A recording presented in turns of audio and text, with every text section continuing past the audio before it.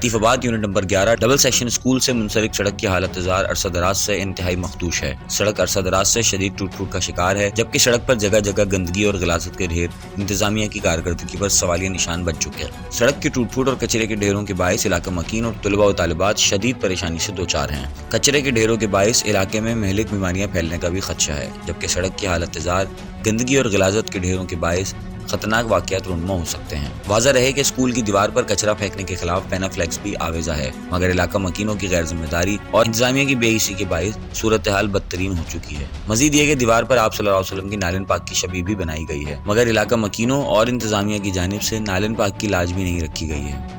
इलाका मकीनों ने हुक्काम बाला से पुरजोर अपील की है कि जल्द इन मसाइल पर नजरसानी की जाए और सड़क की मरम्मत करवाकर सफाई सुथराई के काम को यकीनी बनाया जाए।